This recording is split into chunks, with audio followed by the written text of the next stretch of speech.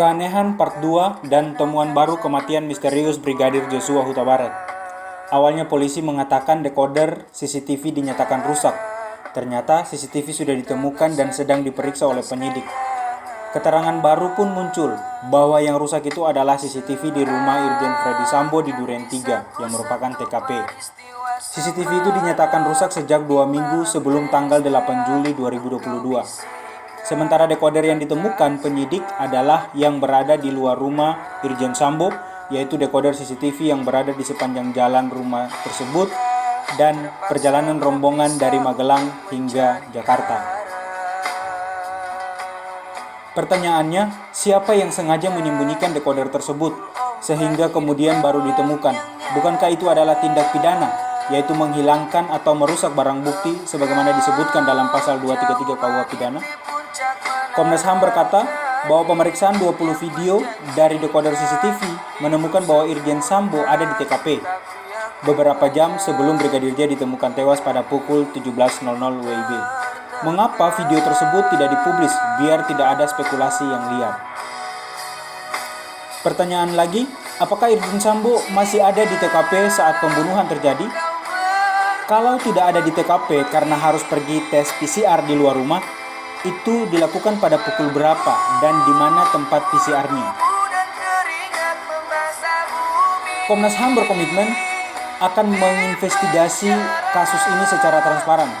Namun saat konferensi pers, nampak jelas ada hasil print jejaring komunikasi yang sengaja ditutupi, seperti tampak pada video berikut ini. Juga dikasih bahannya, termasuk disediakan printnya. Nanti kami akan analisis. Raw materialnya kami dikasih, sekuen jaring-jaringnya, siapa ngomong apa dan lain sebagainya kami juga dikasih. Saya akan tunjukkan.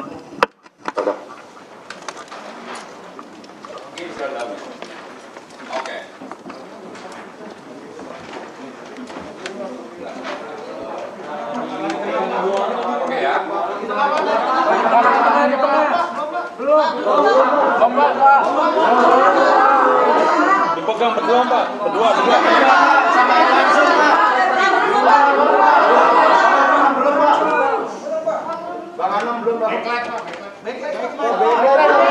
Nanti saling bersharing. Nah. Rekan-rekan semuanya dan tidak profesional. Pakar digital forensik Ruby Alamsyah bertanya tentang ketidakkonsistenan Komnas HAM yang mengatakan dalam konferensi pers bahwa Komnas HAM tidak punya ahli digital forensik, tetapi langsung menyimpulkan tidak ada editing dalam video yang diperlihatkan polisi kepada mereka. Untuk mendapat informasi yang utuh terkait kasus ini, Komnas HAM sampai berangkat jauh-jauh ke Jambi temui keluarga Brigadir J. Sementara Irjen Freddy Sambo yang dekat di Jakarta belum juga dipanggil untuk dimintai keterangan, padahal rumahnya menjadi TKP pembunuhan. Apakah Komnas HAM masuk angin? Apakah benar pistol Glock 17 itu terregistrasi sebagai pistol yang diperuntukkan bagi Baradae? Sebagaimana diatur dalam Peraturan Kepolisian Nomor 1 Tahun 2022 tentang perizinan, pengawasan dan pengendalian senjata api standar Polri, senjata api non-organik Polri TNI, dan peralatan keamanan yang digolongkan senjata api. Mengapa pengacara keluarga Brigadir J tidak dilibatkan dalam proses prarekonstruksi? Kemudian disebutkan bahwa Ibu Putri menelpon Irjen Sambo pasca peristiwa dugaan pelecehan atau pembunuhan. Sudahkah Komnas HAM atau penyidik Polri memeriksa HP Ibu Putri tersebut? Komnas HAM dalam hal ini Taufan Damanik juga memberikan komentar pada diskusi Lawyers Club beberapa hari lalu bahwa saat kejadian di TKP ada Ibu Putri, Brigadir J, Baradae, 1 petugas sipil, dan 1 ADC atau ajudan lainnya. Total ada 5 orang di TKP. Makin aneh karena rumah dalam keadaan rame seperti itu kok berani Brigadir J melakukan pelecehan seksual. Dugaan publik ini tidak mungkin. Dalam kesempatan yang sama juga, Komnas HAM juga menemui adanya keterangan yang berbeda-beda saat penyebab matinya CCTV. Lucunya, kalau Komnas HAM ingin proses investigasi berjalan lancar dan transparan, mengapa Irjen Sambo tidak segera diperiksa? Karena sebagai pemilik rumah tentu lebih tahu kondisi CCTV. Kok malah ajudannya yang dimintai keterangan? Lagi pula CCTV itu harus berfungsi 24 jam demi keamanan sang perwira tinggi Polri. Apakah ada kesengajaan membahayakan nyawa Irjen Sambo dengan membiarkan CCTV mati di rumahnya? Fungsi Komnas HAM berdasarkan Undang-Undang Nomor 39 Tahun 99 adalah sebagai pengawas eksternal dan penyelidikan pemantauan yang nanti hasilnya disampaikan kepada Presiden. Presiden sendiri sudah berulang kali menginstruksikan segera tuntaskan kasus ini secara terang benderang. Tapi nyatanya Komnas HAM kelihatan bekerja tidak transparan dan agak lambat. Mantan Kabareskrim Polri, Komjen Susno Duaji, mengatakan ajaib seorang Barada dikawal mayor bahkan kolonel saat dipanggil ke Komnas HAM. Padahal Barada itu merupakan pangkat terendah dalam Polri. Sementara Komjen Susno Duaji membandingkan dirinya sendiri saat berdinas hanya didampingi oleh yang pangkatnya mayor. Itu pun kadang tidak didampingi sama sekali.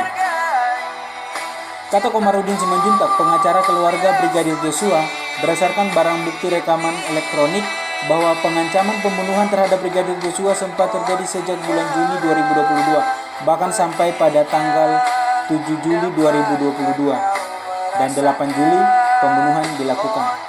Jika temuan ini benar, maka tidak logis seorang yang dalam ancaman kemudian melakukan pelecehan seksual di lingkungan yang sudah mengancam dirinya.